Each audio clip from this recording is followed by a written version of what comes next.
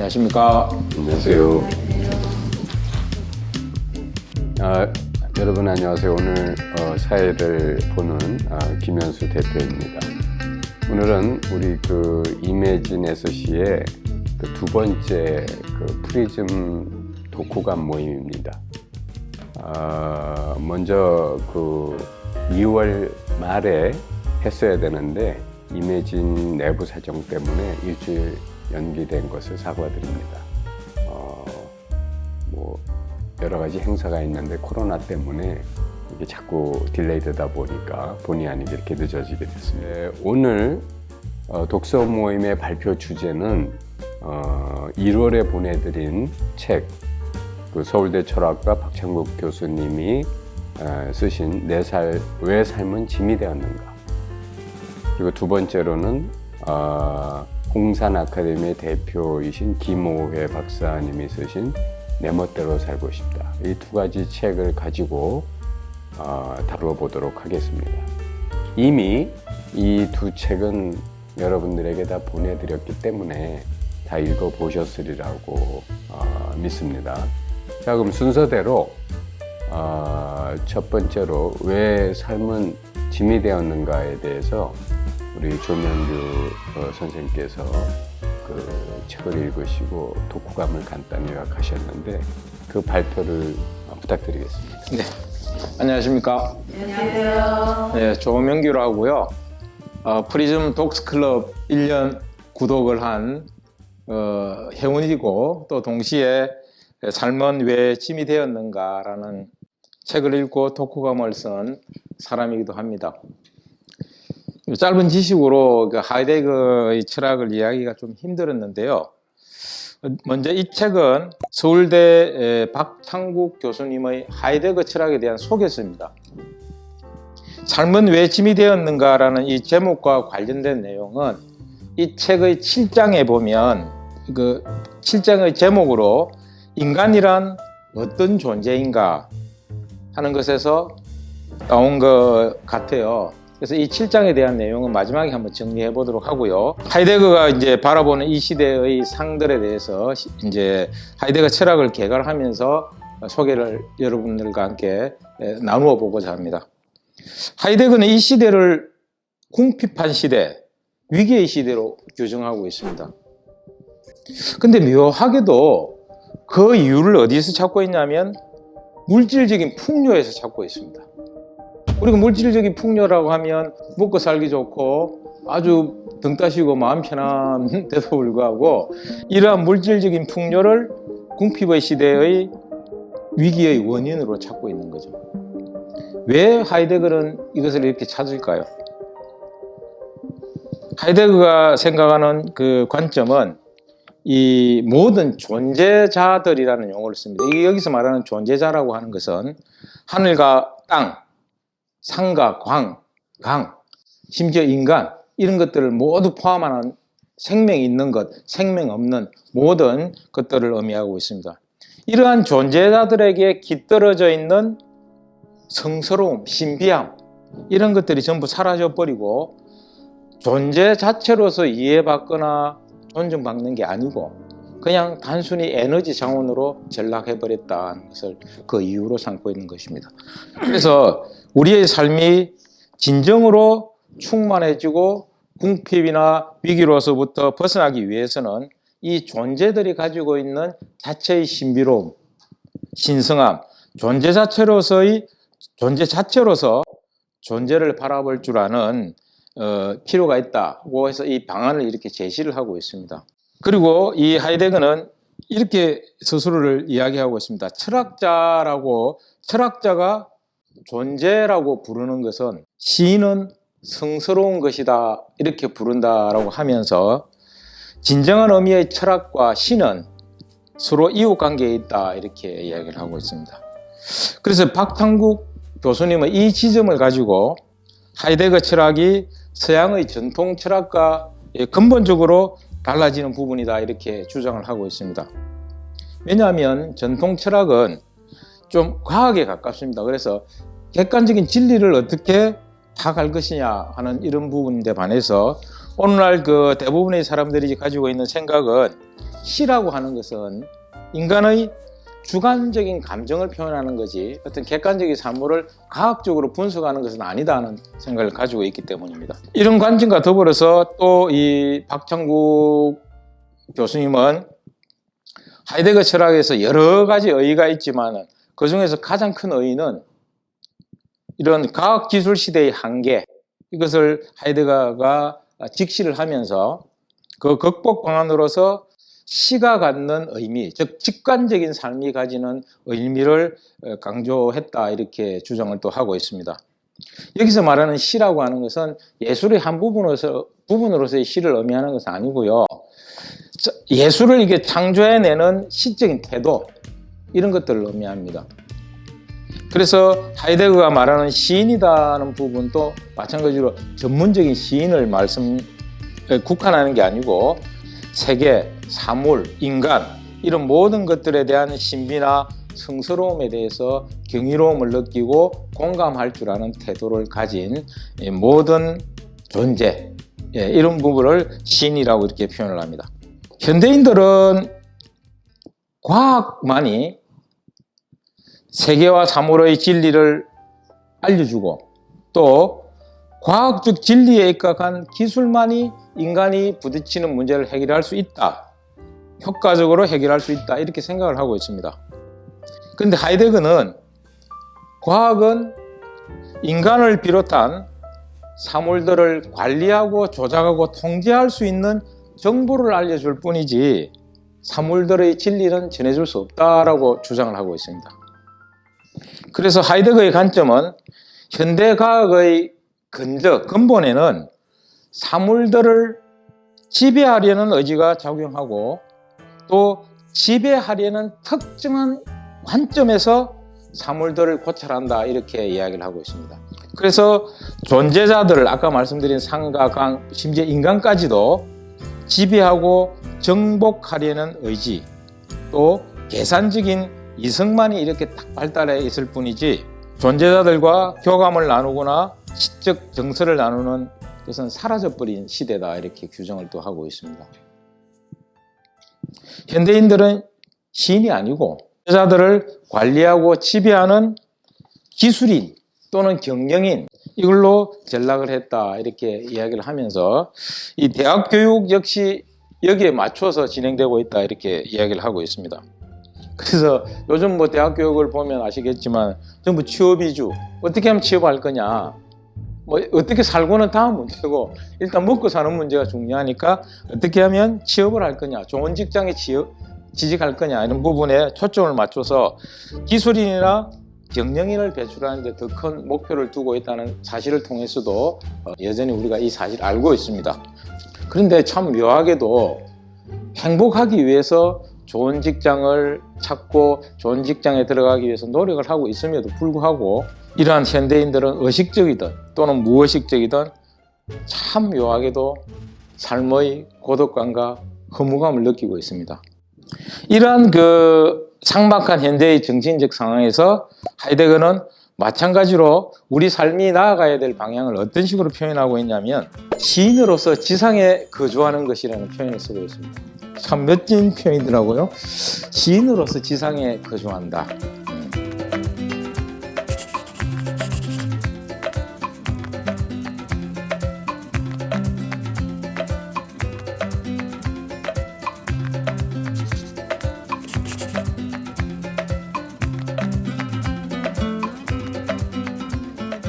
그래서 이 말이 의미하는 것은 사물들을 우리의 이해 관심에 따라서 평가하고 소유하고 지배하고 이런 욕망에서 벗어나서 사물들이 자체가 가지고 있는 존재의 진실성, 존재의 본래 면목, 여기에 초점을 두고 성스러운 신비를 경험하면서 산다 하는 것을 의미하고 있습니다. 이렇게 살면 이 현대인들이 가지는 의식적, 무의식적인 고독감이나 허무감에서 벗어날 수 있다라고 하이데거는 진단을 하고 있습니다.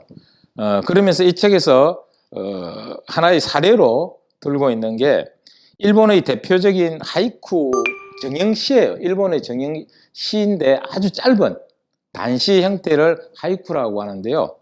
이 하이쿠 시인인 마쪼 바쇼라는 시를 하나 인용을 하고 있습니다. 제가 한번 같이 여러분들과 공감하고 싶네요. 가만히 살펴보니 냉이꽃 한 송이가 피어 있다. 울타리 옆에. 이제 지금 봄이잖아요. 이제 많은 꽃들이 피어날 거예요. 근데 에너지적 관점, 즉 우리가 살아가는데 어떤 직접적이고 큰 도움을 준다는 관점에서 봤을 때는 냉이꽃이라는 요 한 송이가 그것도 이 울타리 옆에 그냥 이렇게 피어져 있는 것은 아무런 의미가 없죠. 근데 관점을 달리 보면 겨울에는 없던 그 생명이 이렇게 피어났잖아요. 그것도 아무도 봐주지 않는 그 울타리 옆에서 누가 보든 보지 않든 이렇게 자기 모습을 드러내는 이 존재에 집중할 때 우리는 그 삶의 고독감이나 허무함에서 벗어날 수 있다. 이런 그 사례를 들고요. 또 하나는 어떤 시를 썼냐면 아주 한여름이에요. 한여름인데 조용한 호숫가에 갑자기 개구리 한 마리가 호수로 풍덩 뛰어듭니다. 그때 풍덩 뛰어들면서 물길에 파장이 일어나죠. 그때 정막이 탁 끊어지는 순간 내가 그 고요함 속에 있었다는 것도 알 수 있고 그 정막을 깨는 그 생명의 살아있음 이런 것들을 느끼기 위해서 아마 이 일본 대표적인 하이쿠 시를 이 두 편 책에서 인용한 것 같아요. 그리고 또 동시에 독일의 신비주의 시인인데요. 이 신부이기도 한 질레지우스라는 신부님의 시를 또 하나 인용을 하고 있습니다. 장미는 이유 없이 존재한다. 그것은 피기 때문에 필 뿐이다. 장미는 그 자신에도 관심이 없고 사람들이 자신을 보는지도 묻지 않는다. 정말 그냥 자기로 사는 거예요. 이런 시들을 인용하면서 현대인들은 이렇게 살지 못하고 있다는 거죠. 어떻게 살고 있냐면 끊임없이 비교하면서 자기 삶을 살아갑니다. 그래서 자기 삶의 주체로 사는 것이 아니고 익명의 타인들의 관점, 타인들에게 예속된 채로 그들의 자의식과 그 사람들의 요구, 욕구, 변덕에 휘둘리면서 살고 있다 이렇게 이야기를 합니다. 그래서 인간이 아무리 도덕적으로 바르게 살려고 노력을 해도 이러한 비교의식의 지배를 받고 있다면 결코 자유로운 삶이 될 수 없고 존재 자체로서 자기 자체로서 살 수 있는 삶이 될 수 없다 이렇게 주장을 합니다. 그러면 이제 아까 제가 말씀드린 이 삶은 왜 짐이 되었는가의 제목 타이틀로 되게 된 이 제7장 인간이란 어떤 존재인가 하는 부분에서 이 부분을 다루고 있는데요.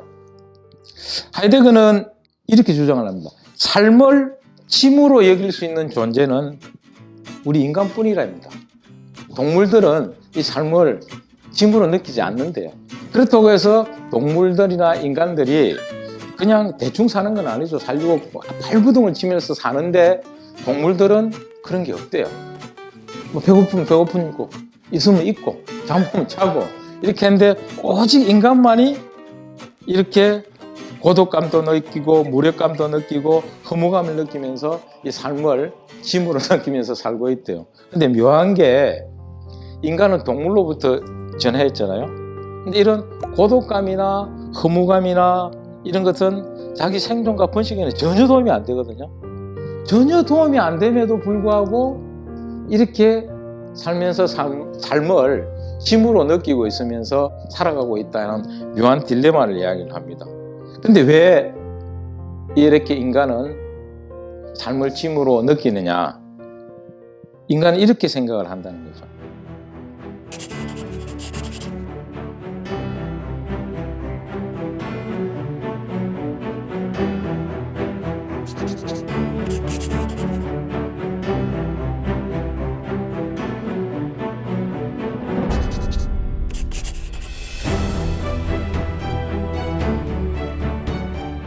자신이 만들지도 않고 자신이 마음대로 할 수 없는 이 세계에 내던져져 버려졌다고, 즉 개체로서 존재한다고.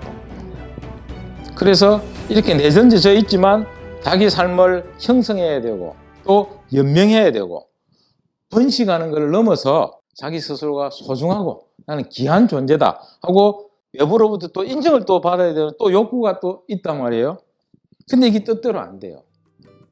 이러니까 계속 허무감에 빠지죠. 그런데 이런 것들을 금전적인 욕구나 이성간에 대한 욕구, 문화적인 욕구로 해결은 하는데 궁극적으로 해결할 수 없는 게 또 하나 탁 드러납니다. 죽는다는 사실.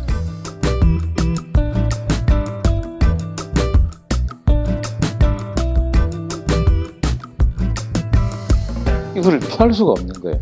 이런 문제들이 이 삶을 짐으로 느끼게 되는 이유다. 그렇게 진단을 하면서 하이데거는 우리가 이러한 고독감, 무력감 이런 데서 벗어날 수 있는 방법은 시적 감성을 통해서 세계와 하나가 될 때 가능하다라고 이렇게 진단을 하고 있습니다. 이게 전체적으로 제가 간단하게 읽어보고 요약한 미약하지만 삶은 왜 짐이 되었는가에 대한 독후감이고요. 제가 이걸 읽고 나서 이 독후감 외에 제 개인적인 소감을 이렇게 하나 이야기를 하면, 제가 옛날에 이 책을 읽었으면 야, 이분 참 대단하다라고 생각을 했을 텐데 최근에 이제 마음 공부라는 것을 이렇게 하고 나서 이렇게 읽어보니까 이 사람이 비슷하게 접근하긴 했는데 본질을 놓치고 있다.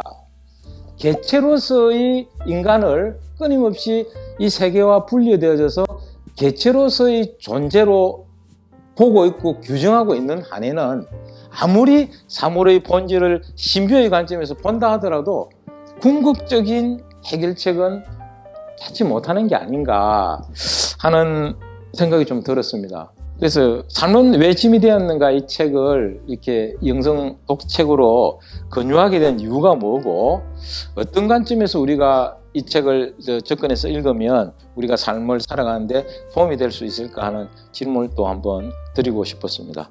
이상입니다. 수고하셨습니다. 네, 아주 훌륭하게 잘 요약 발표를 해주셔서 감사합니다. 여러분들은 이 책 보시고 자기 일상 속에서 뭐 이렇게 공감되는 부분도 있고 아니면 뭐 발표하신 내용을 보고 이렇게 좀 궁금하다거나 질문하시고 싶은 것도 있으실 텐데 아무거나 좋습니다. 한번.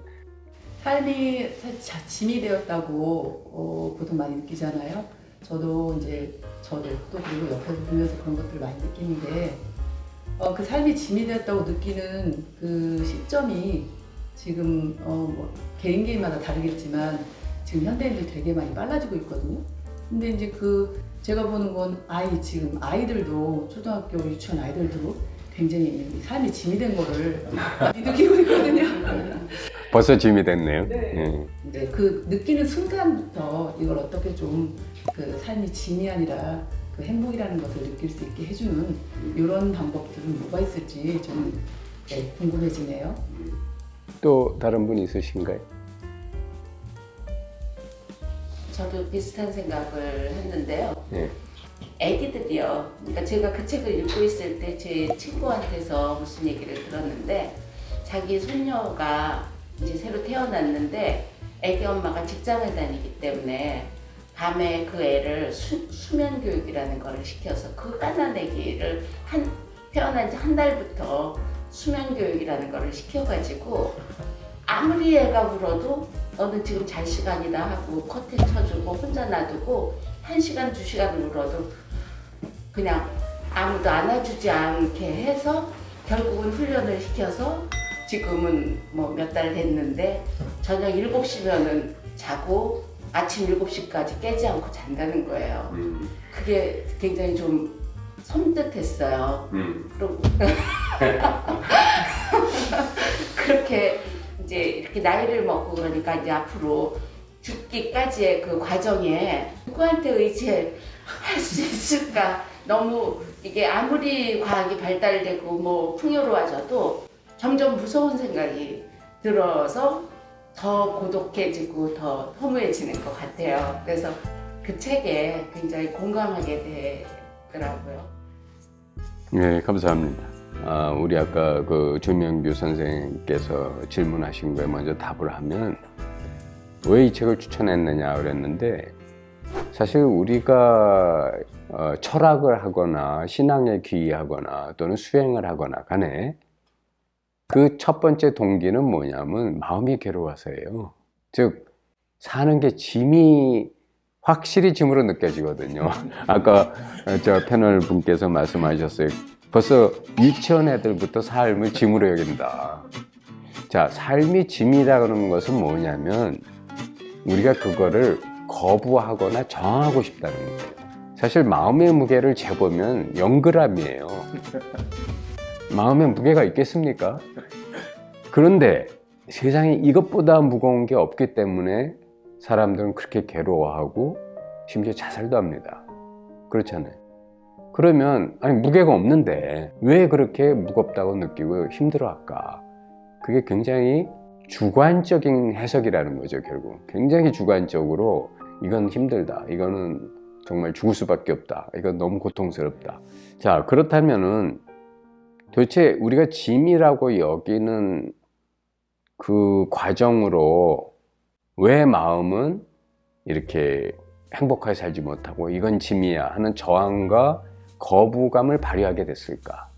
가 첫 번째고, 그리고 그렇게 그 과정 또는 그렇게 우리가 마음을 그런 식으로 느끼면서 살게 되는 그 원인, 과정, 그리고 결과, 이런 거에 대해서 철학적으로 이 책이 잘 다루고 있다고 저는 생각을 해서, 그래서 한번 이 문제를 다루어 보자고 생각이 된 거고요.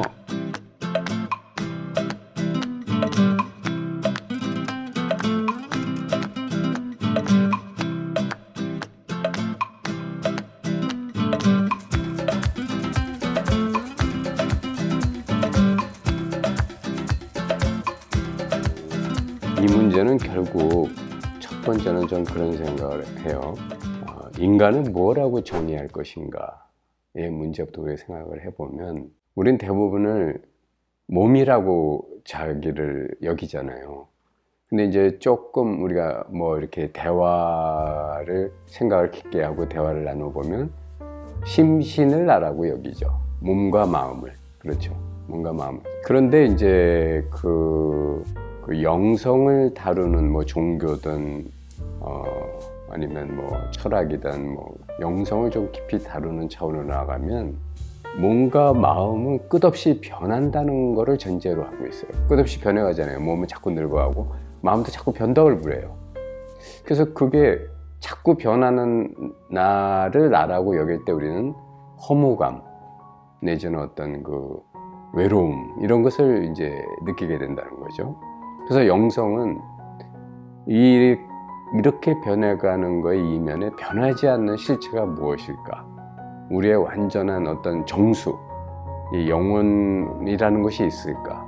몸과 마음이라는 현상을 나타낸 그 더 근본적인 이면에 어떤 정수가 있다면 그거를 탐구하고 그런 차원에서 우리가 그것이 이제 우리 몸과 마음을 나타냈으니까 이 세상에 그것을 찾아냈을 때 그것이 오히려 우리의 몸과 마음을 회복시켜 주지 않을까. 이제 이게 이제 사실은 철학이나 모든 종교의 공통된 목적이라고 저는 생각을 합니다. 철학은 그거를 이제 논리나 사유로서 풀어가는 거고, 종교는 어떤 믿음이나 수행이나 정견으로 풀어가는 거죠. 사실 종교든 철학이든 영성이든 뭐 수행이든 간에 결국은 똑같이 이와 같은 명제로 짐이라고 여기기 때문에 이 짐을 해소해 보자는 거예요. 해결해 보자. 이걸 벗어나 보자. 사실 불교의 해탈이라는 것도 이거잖아요. 해결해 보자. 자유스러워 보자. 그래서 아이러니하게도 모든 종교의 목표가 똑같아요. 기독교에서도 예수님께서 진리가 너희를 천국으로 데려다 주리라고 안 하셨어요. 진리가 너희를 자유롭게 하리라고 했어요. 이게 불교로 말하면 해탈이에요. 그렇잖아요. 똑같은 거예요, 사실은. 저는 이렇게 생각합니다. 이 책을 저도 읽어보면서 굉장히 그 물질적으로 이렇게 좀 치우쳐서 발달하면서 정신적인, 영성적인 마음의 발달과 밸런스를 잃어버렸다고 생각해요. 이 지금 하이데거도 그런 의미에서 이제 이 문제를 다루고 있다고 생각하는데, 신성하고 경이로운 생명의 존재자, 즉 우리들로부터 잊어버리고 망각됐다. 이제 이런 얘기를 하거든요. 사실 우리가 어렸을 때 보면은 근본 기분이라는 게 있어요. 이게 이제 하이데거가 쓴 말 중에 참 저는 마음에 드는 말인데,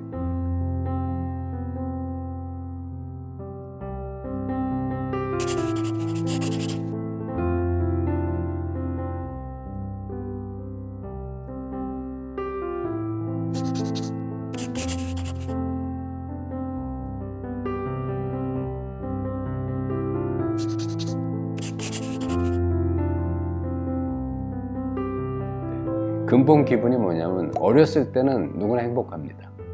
그리고 불만이 없어요. 마음에 짐이 없어. 근데 마음의 짐은 외부로부터 들어와요.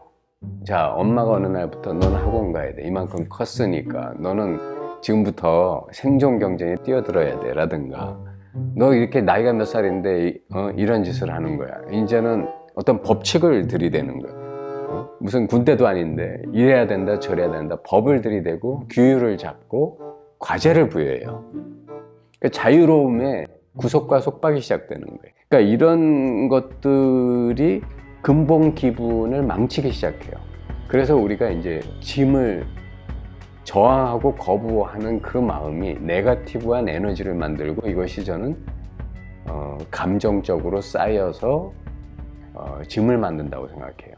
사실 어린애들도 자기가 뭐 이렇게 깐난 애들도 왜 우냐면 배고파서 울거나 뭐 오줌똥을 싸서 기저귀 갈아달라고 울거나 할 때 그거 가만히 보면 그것도 일시적인 짐이긴 해요. 부정적인 감정이니까. 그렇지만 그건 바로 잊혀지거든요. 즉 바로 자기가 회복할 수 있어요. 그러니까 우리가 현대 문명을 살아가면서 이런 어떤 저항하고 싶고 거부하고 싶은 상황이 오는 것을 저는 막을 수는 없다고 생각해요. 왜냐하면 이 문명 사회가 그걸 너무나 많은 요구를 하니까. 다만 그렇다면 그거로부터 우리가 어떻게 빨리 회복할 수 있고 그것으로부터 상처를 받지 않는가, 여기에 초점을 맞춰야 된다고 생각합니다. 그거를 이제 하이데거는 어떤 시인의 어떤 정서나 가슴을 갖는 거로 그 문제를 이렇게 해결했으면 하는 대안을 제시하는 것 같아요. 근데 이제 그거에 대해서는 이제 저는 아마 하이데거 같은 굉장히 지성적이고 굉장히 치밀한 논리를 가진 분은 그게 가능할지 모르겠지만, 대부분의 사람은 논리 가지고는 자기의 삶의 짐을 해소 못합니다. 정서적으로 이미 상처를 받은 건 논리로 해소가 안 돼요. 정서적인 상처는 정서로서만 치유될 수 있거든요. 감정적인 상처도 감정적으로 치유가 돼야지, 감정을 논리로 다루려고 하면 사실 더 거부감을 갖게 되죠. 이게 이제 남녀가 싸우는 가장 큰 원인이 아닌가 싶은데, 그래서 저는 이제 이 문제를 어떤 영성 회복의 문제와 결부를 시키고 싶어요. 그래서 우리가 영성이라는 게 뭐냐 이제 이렇게 한번 정의를 해본다면, 인간을 물질로만, 몸으로만 본다면 몸은 그냥 성주개공의 과정으로 노화되고 죽어서 사라지는 것이지만, 정신적 존재로 본다 그러면 이거는 식물과 같이 꽃이 피고 열매를 맺는 존재가 돼요. 그런데 꽃이 피고 열매를 맺는 과정을 우리가 잘 보면 어떤 문제가 있냐면, 사실 식물이라고 하는 그 개체 물질을 안 보고 정신적인 관점, 마음의 관점에서 보면 꽃 피우고 열매 맺은 것 속에도 그 정신은 여전히 있어요. 생명은 여전히 있다고요. 그죠? 그러니까 생명이 끊어지는 게 아니고 하나의 꽃씨가 땅에 뿌려져서 썩어서 줄기가 돼서 꽃이 되고 꽃이 피고 열매가 맺어도 그 생명은 다음 씨로서 계속되는 거예요. 끊어지질 않는 거예요. 자, 우리가 이제 나를 몸과 마음으로만 볼 게 아니라 거기다가 어떤 영혼 내지는 보다 더 본질적인 어떤 그 우주를 창조한 뭐 그걸 종교인들은 뭐 하나님의 어떤 생명이라고 해도 좋고 불교에서는 뭐 불성, 뭐 법신 뭐 이런 말을 써도 좋은데 그런 용어를 고집하기보다 그냥 이걸 딱 존재라고 합시다. 왜? 이 우주는 그냥 존재하는 거니까. 이게 눈에 보이지 않지만 뭔가 존재하기 때문에 우주가 이렇게 지금 나타나서 저 난리를 치고 있잖아요. 이 안에 뭔가 종류의 생명들이 다 살고. 그러니까 이걸 존재라고 합시다. 아주 거창한 큰 의미에서의 존재. 그러면 이거는 그 안에 나타난 것들은 계속 생멸하지만 이거는 생멸 안 해요. 계속 가고 있어요. 그죠? 그러니까 우리가 이런 관점에서 영성이란 것은 이런 것을 탐구하고 이것을 추구하고 그것과 만나는 것을 영성이라고 한번 얘기를 해봅시다. 저는 이제 우리 이매진에서 하는 프리즘 독서 모임도 사실은 이런 영성에 눈뜨게 하기 위한 그런 걸 궁극적 목표로 하고 있어요. 이거를 이제 기독교에서는 구원이라고 하고 불교에서는 깨달음이라고 하고 있지 않을까. 저는 그렇게 생각을 합니다. 그런데 그렇다면 이런 어떤 그 영성을 우리가 만나고 체험하고 하는 것은 과연 우리가 책 읽고 머리로 이렇게 논리로 잠깐 생각해 보는 것만으로 가능할까? 이제 그게 뭐 천재라면 혹시 가능할지도 모르겠지만 대부분의 사람은 이제 자기 사고의 범주를 못 벗어나요. 생각이 일정한 그 생각 박스를 갖고 있어서 그걸 못 벗어나거든요. 그래서 이제 저는 그거를 우리가 한번 벗어나 보고자 하는 욕심 내지는 도전심을 가졌으면 하는 게 사실은 이 책을 추천한 가장 궁극적인 목적이에요. 한 가지만 예를 들면 우리가 죽음을 두려워하지만 죽음이라는 말이 사실은 두려움의 새끼를 치는 근본 원인이에요. 씨앗이라고요. 왜냐하면 죽음이란 말, 우리는 한 번도 죽어본 사람 없어요. 죽어본 사람 손 들어봐요. 없잖아. 그런데 죽음이라는 것에 대해서 우리는 너무 많은 의미 부여를 하고 막 상상을 했어. 그래서 죽음이 무서워진 거예요. 그런데 만약에 하이데거처럼 이런 것들을 우리가 영성의 관점 내지는 시인의 관점으로 보면 시인이란 건 뭐냐면 죽은 말이 아니고 뭐 죽은 시인의 사회가 아니고 산 시인의 사회를 지향하자는 거거든요. 그럼 산 시인은 죽음이란 말에 새로운 의미를 부여해요. 그게 뭐냐?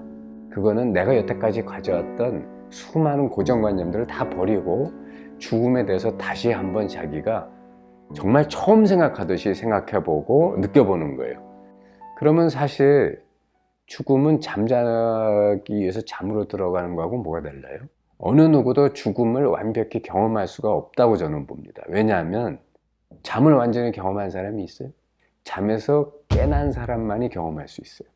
근데 여러분은 아직 죽었다 살아나지를 않았잖아.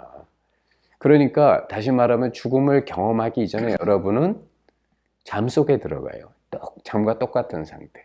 잠과 죽음이 다르다는 점은 잠은 다음날 깨난다는 걸 우리 확실히 알아요. 근데 죽음은 그 다음에 어떻게 될지를 모를 뿐이야. 그죠? 그렇다면 그 모른다는 거에 대해서 왜 이렇게 부정적이고 단정적인 생각을 가지느냐는 거죠. 저는 오히려 더 긍정적인 생각을 가지고 더 열린 마음을 가지고 올 필요 있다고 생각해요. 왜냐하면 지금 이 우주 자체가 너무나 경이롭고 기적과 같은 것들로 가득 차 있는데 왜 이렇게 죽음에 대해서 혼자서 소심하고 자기의 지식으로 전부 다 아는 것이냐 단정하느냐는 거죠. 그래서 소크라테스는 죽음을 너무 궁금해했어요. 그래가지고 남들이 다 도망가라는데 사약을 먹고 야 가만히 있어봐 지금 여기까지 마비되고 있어. 그게 지금 가슴으로 올라왔어. 점점 올라오고 있어. 이거를 중계방송하다 죽었어요. 근데 저는 소크라테스 정도라면 굉장히 황홀감을 느끼면서 죽었을 거라고 생각을 해요. 통증이 설사 있었다 하더라도 독약을 먹었으니까 분명히 독약과는 다른 차원이 같이 있었을 겁니다. 자, 이렇게 우리가 죽음이라는 것에 대해서도 고정관념을 갖고 그 생각 박스 안에서만 자꾸 재해석할 필요가 없어요. 죽음은 이 아까 말씀드린 영원한 생명의 이 우주가 식물이 이렇게 그 개체는 죽어도 또 씨앗으로 생명이 유지되고, 그래서 생명의 차원에서는 계속되는 거예요. 그럼 여러분이 자기 생명이라고 여길 거야, 아니면 그 물체라고 여길 거예요, 식물이라고 여길 거예요. 그거는 여러분이 선택하게 달렸는데, 여러분이 만약에 자기를 몸과 마음조차 다 만들어내고 꽃 피우지만 스스로는 영원한 생명으로 있는 그것과 자기를 동일시한다면, 저는 그때부터 기독교적으로는 구원받은 존재고 불교적으로는 깨달은 존재가 된다고 생각해요. 자, 그래서 어쨌든 하이데거도 저는 개인적으로 여기 더 이렇게 하고 싶은 말은 많았을 거라고 생각해요. 저도 제가 지금 책을 하나 또 쓰고 있는데 개인적인 주관적 체험을 하고 싶은 말은 많아요. 근데 그거를 그 책에다 다 쓰면 혼자 주관적인 체험 얘기밖에 안 돼요. 가능한 책이라고 하는 거는 객관적 그 데이터나 정보나 체험에 의존해서 써야지, 그냥 검증되지 않은 주관적 얘기를 계속 쓰다가는 이게 무슨 혼자 넋두리야 뭐 이렇게 될 수가 있기 때문에 아마 그 많이 절제하면서 그 책을 그 하이데거는 쓰지 않았을까, 이제 그런 생각도 해봅니다.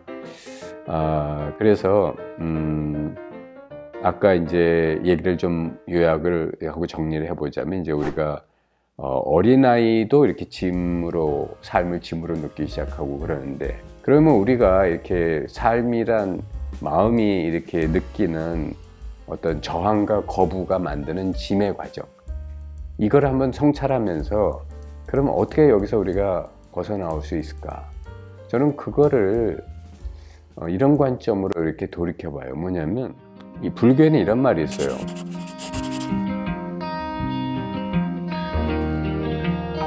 같은 고통과 짐이라도, 저항과 거부감을 불러오는 일이라 할지라도 그것을 대하는 어떤 태도와 열린 마음을 가지느냐에 따라 그거는 나한테 독이 될 수도 있고 우유가 될 수도 있다고 생각해요. 이제 우리가 만델라 얘기를 많이 하는데, 만델라는 27년간 한 평도 안 되는, 발을 뻗을 수도 없고 누울 수도 없고 용변을 볼 수 있는 양동이 하나만 넣어준 그런 빛도 안 되는 방에서 27년을 살았어요. 그러면서도 계속 끌어내서 쉬지 않고 고문하고 폭행하고, 근데 이 사람이 27년 만에 나와서 첫 번째 한 얘기가 그 사람들을 다 용서한 거예요.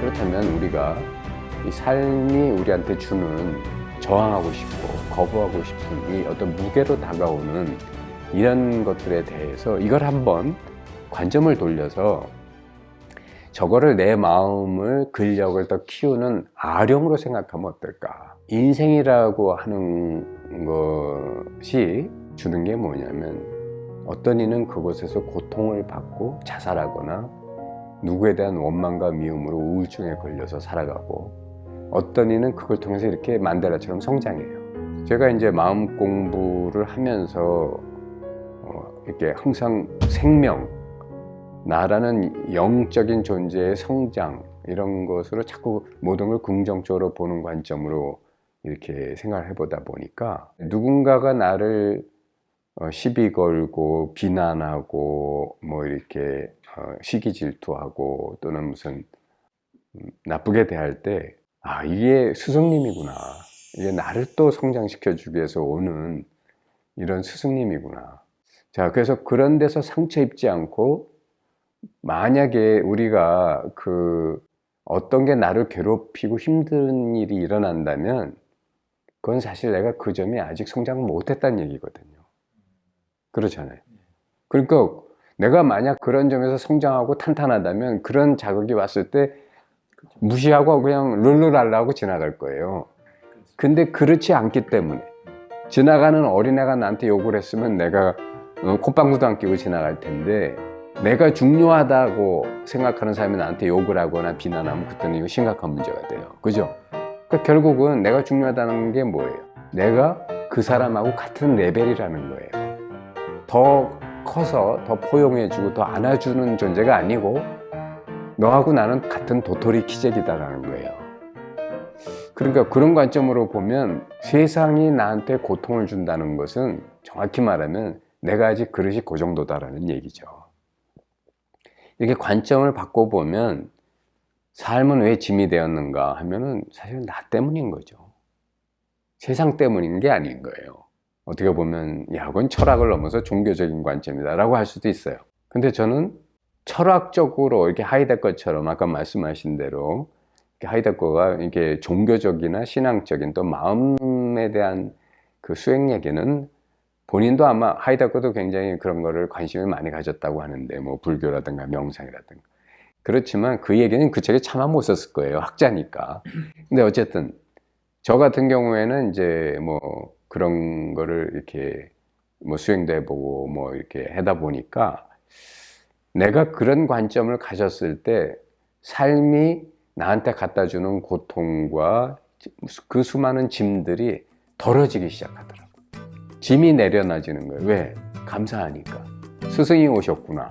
그 중국의 뭐 불교인가 이런 말이 있어요. 비연불례. 인연이 아니면 오지 않는다. 설사 와도 나한테는 문제가 아니기 때문에 그냥 패스해요. 그러니까 인연이 아닌 거야. 인연이란 건 뭐냐? 문제가 뭔가 되는 거야. 좋은 인연이든 나쁜 인연이든 문제가 됩니다. 좋은 인연도 문제예요. 왜? 거기 빠져 있으니까. 나쁜 인연도 문제예요. 왜? 그거에 저항하니까. 그러니까 지금 우리가 짐이라고 안고 있는 건 다 우리 인연이에요. 그리고 다른 말로 말하면 다 내가 그거를 문제라고 부여안고 있다는 거죠. 그래서 삶은 왜 짐이 되었는가? 저는 이걸 영성의 문제로 돌리면 내가 짐이라고 여겼기 때문에 짐이 됐다. 내가 문제라고 봤기 때문에 문제가 됐다. 내가 그렇다고 해석했기 때문에 그렇게 됐다. 그렇게 말씀드리고 싶어요. 혹시 뭐 다른 의견도 계십니까? 글쎄요, 이제 책을 읽을 때마다 그 읽을 때는 뭔가 와닿기도 하고, 아, 맞아, 이렇게 해야 되겠다, 이렇게 생각이 되는데, 또 일상 바쁘고, 뭐 이렇게 하다 보니까 책장을 덮고 나면, 지난번에 읽었던 게 뭐지? 이렇게 생각될 정도로, 그러니까 실생활에 이렇게 잘 적용이 안 되잖아요. 그러니까 저희도 이제 책을 한 권씩 받으면서 읽을 땐 되게 감동적이고, 아, 이렇게 해봐야 되겠다 그러는데, 좀 구체적으로 우리가 이제 실행할 수 있는 방법들은 뭐가 있을지 여쭤보고 싶어요. 저는 그 독서 노트라는 거를 써요. 저는 그냥 옛날에는 책에다 밑줄 치면서 읽었는데 그러다 보니까 나중에 좋은 책은 다시 보게 되면 그 밑줄 친 거 때문에 밑줄 치지 않은 부분의 그 귀한 거를 놓치게 되더라고요. 그런 점도 있고 또 밑줄 친 게 나중에 가서 보면 더 깊은 거를 보지 못했던 것도 됐기 때문에 그래서 뭐 밑줄 치는 게 필요한 거는 치긴 치지만 이제는 독서 노트라는 걸 따로 써요. 그래서 독서 노트에서는 그 말을 그대로 옮겨 쓴 게 거의 없고 이걸 내가 왜 좋다, 왜 이걸 내가 이렇게 기억해야 되겠다라고 하는 이유를 써요. 그 다음에 그 이유 밑에 괄호하고 이게 내 삶에 어떻게 적용되는 부분인가를 가능하면 생각하고 사유를 하고 그것까지 써봅니다. 예를 들어 뭐 모든 삶의 문제는 다 내 탓이다 라는 글이 있다고 합시다. 문제가 생겼다. 그럼 다 그건 네 탓이다. 그럼 옛날에는 아니 저 사람이 잘못했는데 왜 내 탓이야? 누가 봐도 그건 그 사람이 잘못했는데 이상하다. 이렇게 초기에는 그렇게 할 수 있어요. 근데 이제 좀 단계가 높아지면 아 맞아. 그걸 내가 그냥 흘려버리고 지나가지 못하고 마음에 새겨두고 이렇게 자꾸 곱씹고 서운하다. 그게 아닌데 뭐 이래가면서 시비분별하고 있으니까 내 문제가 됐지. 이제 이렇게 생각을 해요. 이제 그러면 그런 아까 그 문장에 대해서 이제 저는 독서 노트에 그렇게 쓰는 거예요. 이게 내 문제가 된 이유. 이게 내가 이렇게 곱씹고 붙들고 있기 때문이다. 근데 이제 괄호하고 밑에는 뭐 친구 중에 이제 틈만 나면 저를 비난하거나 뭐 이렇게 시기 질투하는 친구가 있다고 합시다. 그러면 그 친구 문제에 일어날 때마다 내가 가져야 될 태도나 자세에 대해서 그걸 한번 거기다 정리해봐요. 이러면 독서 노트는 그대로 나의 영성 노트가 돼요. 그러니까 책을 읽는다는 게 그냥 정보만 습득하는 게 아니라 이게 내 삶에 정말 자양분과 비료가 되기 위해서는 그거를 1차적으로 내가 해석한 거로 바꿔야 되고, 두 번째는 그걸 내 삶에 적용해야 돼요. 그러면 정말 책의 내용이 피가 되고 살이 되죠. 예, 그렇게 한번 권유드리고 싶습니다. 네, 되게 좋은 것 같아요. 그 구절은 적어놓는데 그걸 내 실생활하고 이렇게 접목해서 그 내 사례를 거기다 적어보진 않은 것 같아요. 너무 좋은 팁 알려주셔서 감사합니다. 아유, 감사합니다. 네. 자, 좋습니다. 그러면 잠깐 10분 정도 쉬시고 두 번째 책에 대해서 들어가도록 하겠습니다. 잠깐 쉬겠습니다.